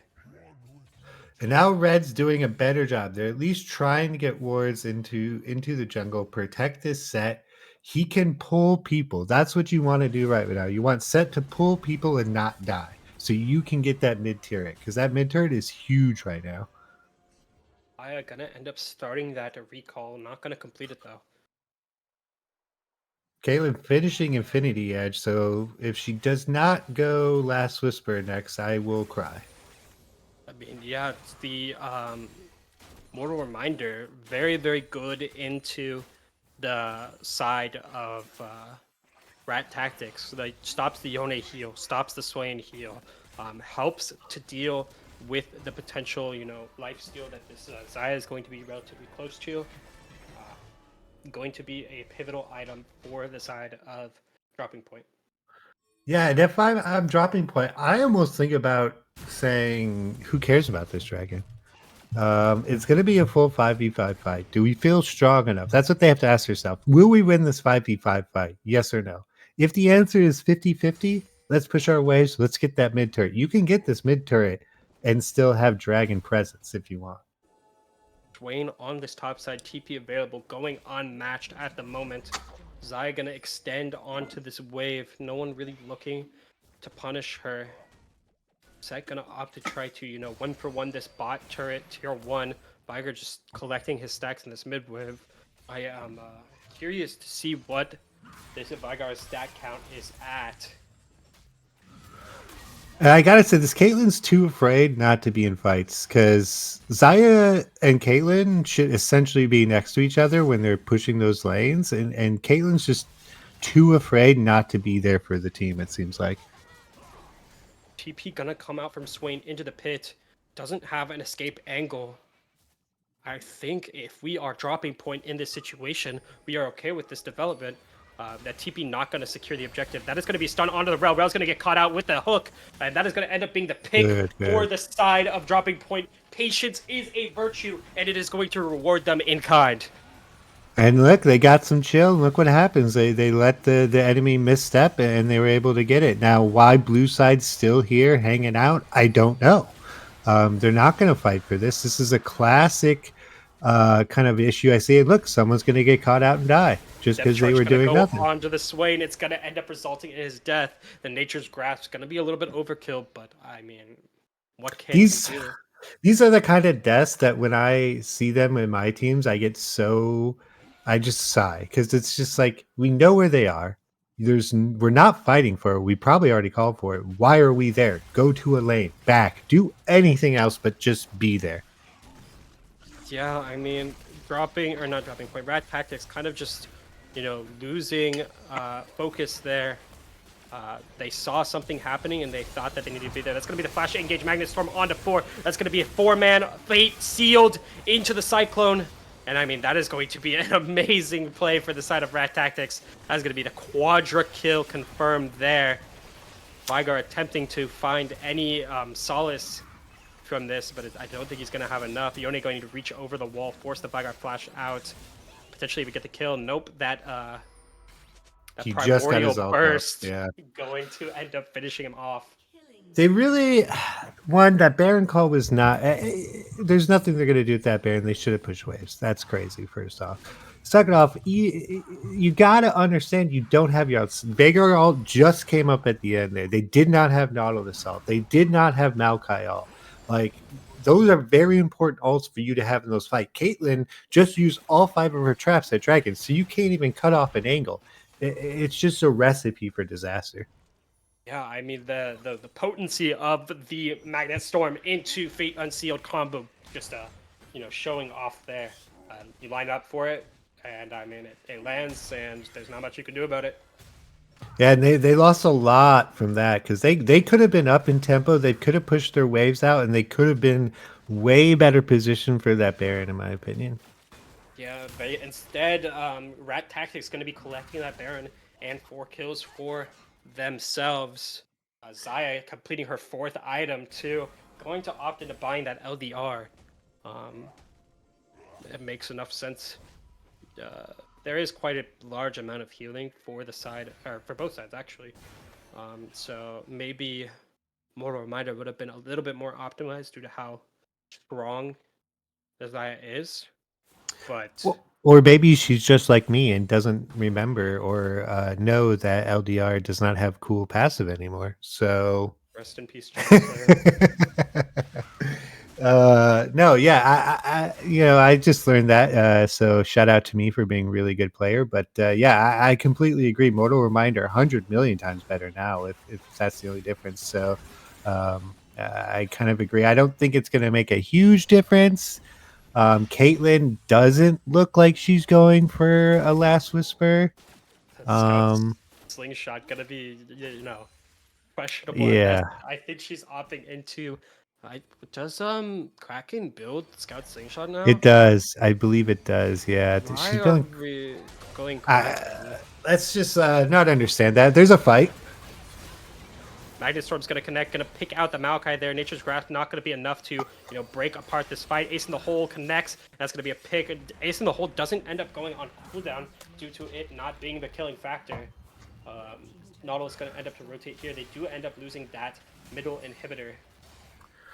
Why wasn't set mid at least? Like the red side just seems to have some weird communication breakdowns where no one's kind of like paying attention to the overall game and they're just kind of goggled to what they're particularly doing. And I think if they can kind of unlock the team looking more around and understanding, pressing tab, looking at how am I doing against the other laner, how is mid lane doing, are they can we fight this? I think they could benefit a lot from simple things like that. Yeah, Rat Tactics looking to be in a much more favorable position at the moment. They are currently up that 8k, I believe it's 8k gold. Yeah, No, 6k gold. No, 8k no, gold. it's AK, it's AK. Oh, I did my math right the first time. Xayah gonna pick up the cloth armor. Probably gonna end up going into Death Stance off of that. I hope it's Death Stance and not GA. If I see GA, I will also cry. I'm crying all over the place today.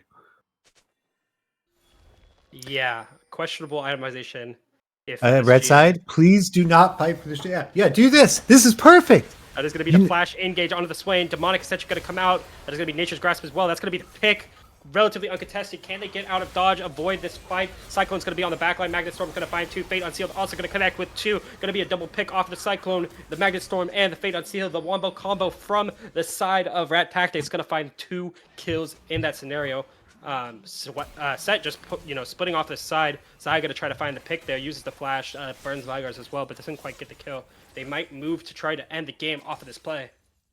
That was perfect in thought process, just slightly too early because blue side the dragon wasn't even up. They haven't even started it yet. So I think they lose off this? I don't think so. No wave available for the side of Rat Tactics. It could be a little bit of an overextension. That's going to be most of Maokai's HP gone. but the extra Nexus turret is going to be more than enough of a prize for the side of Rat Tactics.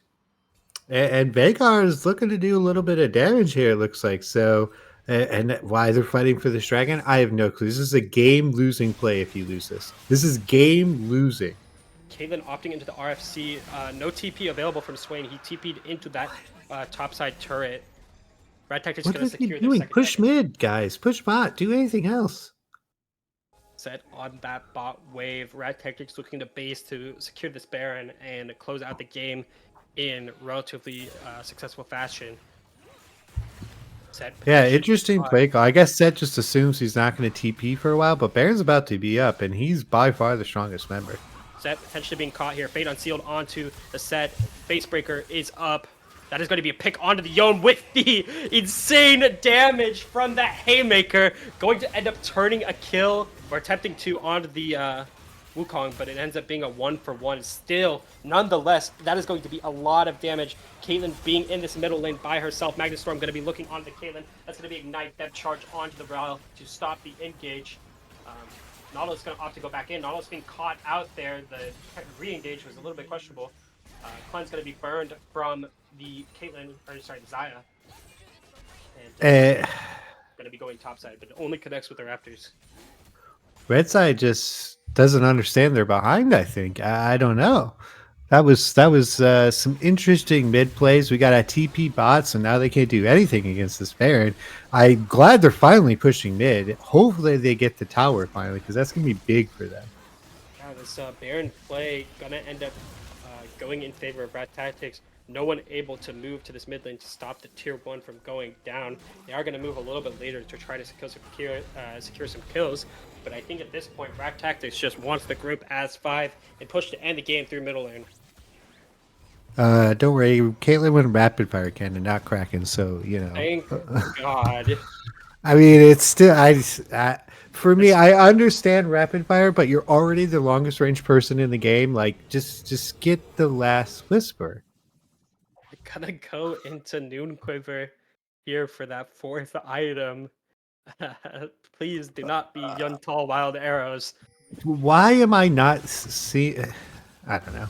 I'll stop on my last whisper train, but every AD should have it pretty much every single game. There's not a game where you don't need it.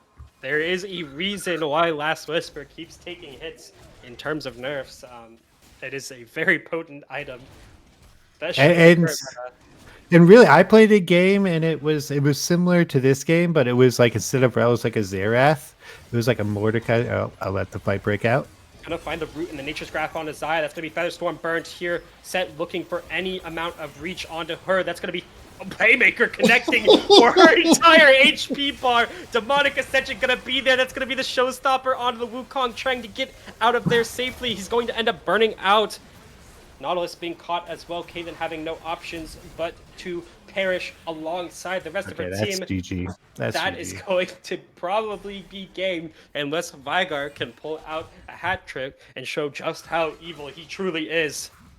That was a good one. I like that. Yeah, that's a classic case of Set did something. Just let him die. Let him die. They've got to understand they can't make those plays, because if they lose, they will lose the entire game. Gonna stop the double engage with the cage, but I mean, it doesn't matter. It doesn't matter. Fate Unsealed gonna connect onto the Vigar, but that's gonna end up being game 2 for the side of Rat Tactics, closing out the series in a very convincing 2-0 fashion. And unfortunate. I mean, I think as those games seem, this was, I think, a little bit more lopsided, but definitely both games very winnable. So I think they'll be good for them to look back at those VODs. There was some little decisions here and there that they could have changed. I think that could have made it a lot easier on them. You don't just AFK towards objectives. Think about it first. What can we actually do in these fights? Do we have our alts? Do we have ease up even? So they've got to think of those things, and I think if they do that, they get a lot closer. And shout out to Rat Tactics. Really, both games, I don't think we really chose them, and they came out and showed up. I mean, showing up they did. proving that maybe week one was just a fluke for them or potentially a bad matchup. Um, Comes through week two, 2-0s, dropping point Phoenix Fire. 1-1 now in terms of standing, dropping point, feeling the pressure being 0-2 at the end of week two. Um, Gonna have to try to find redemption in the next week. Can they? Who knows? But after tonight's performance, there is going to be necessary, uh, you know, tactical changes. Yeah, I don't think they need to do anything too crazy. I think they're on the right track. They just need to kind of take the goggles off, right? Someone needs to be kind of guiding them, right? Or maybe the whole team. I love when everyone is kind of shot calling, kind of calling out where to go, right? And I think if they can kind of get that next step, I think they'll be looking a lot better because they had some nice engages, nice fights. They just a little bit of micro decisions, a little bit of macro decisions go differently, and maybe a little better. Um, Let me check real quick with production and see if we are potentially doing an interview. We love those. We will attempt to get someone in here. We will see who is available really quickly. Who's your MVP of this series? Who is my MVP? I think it's gonna have to go either to, um, Pazinski showing really strong macro dominance on Wukong both games in a row, or it goes to the calm, the collected Mistborn on Zaya both games. Takes the gold lead, secures it, and just pushes forward. Yeah, I think those are good shout outs. I think a good shout out, even though he maybe didn't look as impressive as the other two mid laner taking bans. 5 bans plus the other mid laner picking a pick, potentially 6 bans against the mid laner, sucking up pressure so the team can play that Wukong, can play the Zaya 2 games in a row, right? So I think all around pretty good. But yeah, I would go jungler too. Zaya had great positioning, but the Wukong was really turned around the first game and was exceptional the second game. Yeah, I mean, surprisingly enough, Rat Tactics was not the one that pulled all 5 of those bans. It was actually Dropping Point that Oh, paid up all 5 bans. I'm a professional. Ignore everything I said, and great job, everybody. Awesome. We will have Pazinski joining us tonight for an interview in just a moment. Um, yeah, I mean, Rat Tactics just proving that, I said it before, and I'll say it again, that week one could have just been a fluke for them. Yeah, and it could come down to how they're drafting too, and who they're drafting against. They've definitely got some harder drafts, I would say. So either it's going to go really well for them, or it's going to be a little bit harder. We will definitely see in the upcoming weeks Pazinski being uh, hopefully joining us in here in just a moment. Yeah, we'll have to. I'll have to remember which team is the right team. When Uh, we ask him questions. Pazinski is gonna be from Rat Tactics. He played Wukong both games. Yeah, that's easier. Yeah, yeah, yeah. I remember that. That's easier. uh, Welcome, Pazinski. Hello. How's it Um, going? you know, good, good. How about you? Coming off of quick 2-0. Yeah, feel pretty good. Yeah, I mean, you showed a great deal of macro dominance in both games. You were on Wukong both games, but I don't think that mattered. You moved to take objectives efficiently and effectively, played around your laners properly, and closed out the game in a reasonable fashion. What were your thoughts going into the set? Yeah, I think micro wise we were fairly even with them, like player to player, but we definitely played better macro wise, especially compared to week one. Our comms were much cleaner. We just had a more unified vision on when we wanted to take objectives. I think that was a big problem we had in week one, going for objectives we really couldn't, and so this week we cleaned that up, and yeah, I think it showed. Yeah, I mean, and from a draft point, right? These are, you know, not exactly easy comps to execute on. Are these comps that you guys are, comfortable on usually, or did you guys try something a little bit different from week one? These are pretty similar to the game that we won in week one. I believe we had Wukong, Swain, Yone in the one game that we won week one. The Zaya Rel might be a new addition. Uh, but yeah, I think we just play really well with the Wukong plus Swain in team fights. So that's kind of our go-to right now. Yeah, I've asked a couple questions. I'm sure Snuggle has a lot of questions for you. I will let him take the microphone real quick.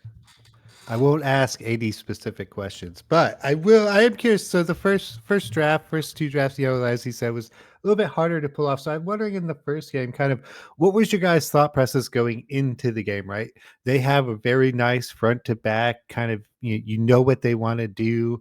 You kind of can clearly see what they want to do, and it's a little bit harder against your comp. So I'm curious, going into that game, what were you guys talking about? Kind of what was your game plan? Were you guys looking to do something more early? More late game? Did you understand or think that maybe we shouldn't fight as much? Kind of curious your thoughts on that. Yeah, we saw a lot of dive.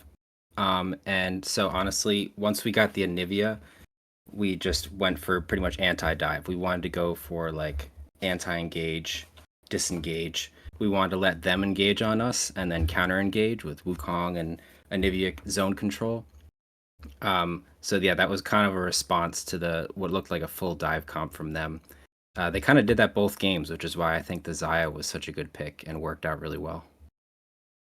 Yeah, I agree. I think the Zaya was a great pick. There's a lot of times where she was just kind of free hitting in the back. So that's commends to you and especially the support and then the top laner, really everyone just making sure that she kind of has free hitting. My second thing is I noticed in those games you guys had really good vision, right?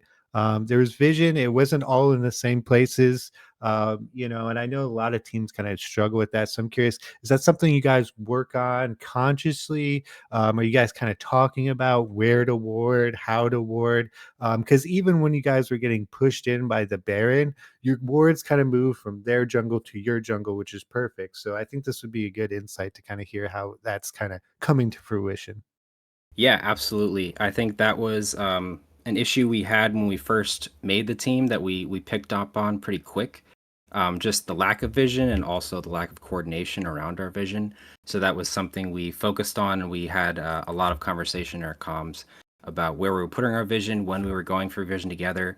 In previous games, we had trouble getting vision, just not being coordinated and getting picked off. So yeah, that's definitely been a focus for us, looking for vision around objectives, and our top laner is really good at calling out like when we can clear out vision that they have and keeping track of where they have vision in our jungle and when we can go for it as a team when and we're setting up around objectives like way earlier than we used to. So yeah, that's definitely a big thing we've been focusing on as a team. Yeah, that's perfect. We love to hear that. I know a lot of teams struggle with that, so I hope some teams can take that away because it is a very important part of the game, and that allowed you guys to do a lot. And kind of the last thing I wanted to hit on was, what was your guys' thought process? Because going into the game, we noticed Rack Tactics kind of really love the grubbies, right? They love those grubbies. They kind of love getting those early dragons. I noticed you guys weren't trying to fight for a lot of those, it felt like. So I'm curious what your thought, if that was just a comp thing or if that's just a conscious thing or just at that time it wasn't kind of viable. Yeah, I think that was mostly on me week one, going for grubs that I shouldn't have.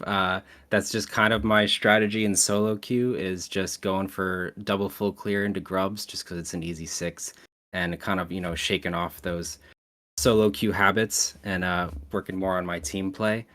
So this game we decided, yeah, if grubs didn't look good, if they beat us to it, we're not going to worry about it. We're going to either trade objectives, we're going to look for pressure other places on the map, and that's what we did, and it worked out. I think we lost 6 grubs both games, but it ended up not mattering. So yeah, that's something we're cleaning up for sure. Awesome. We love to hear that. As I was saying in the games, I was kind of like, well, don't fight for that. Just do something else. It's fine. And I think you guys did a good job of that early and not kind of giving away free kills. So great to hear that. Lost, you got anything else? I won't get more nitty gritty than that. Oh, just some closing words for you guys so that we can get you out of here. So I'm sure you want to celebrate with your team over that decisive victory. Amazing work from you guys tonight. I might only speak for myself, but I hope I'm speaking for the rest of the casting crew. We are excited to see what you guys do in the upcoming weeks. Yeah, Yeah, I I concur. appreciate it. Those answers were perfect. So we love to hear those. All right, we will Appreciate let it. you get going for tonight. Thank you for joining us for the post game interview. We appreciate it. Amazing work. Thanks, guys. Have a good night. Thanks. You too. Big P. I forgot to say that. Dang it. Pazinski joining us for that final interview after a very decisive jungle play, showing complete dominance.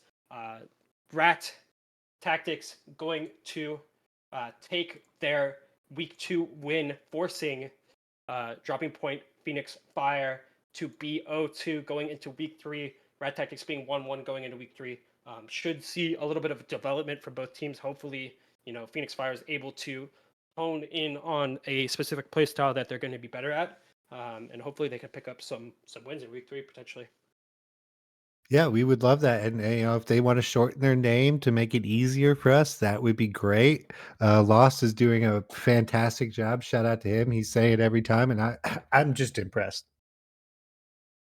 Man, I have everything written down right now, so You're it's doing more than me. It's great. when I look over. But I think that will conclude the rest of our production for tonight. Thank you all for joining us for this game for week 2, and we hope to see you the next time that we stream a game.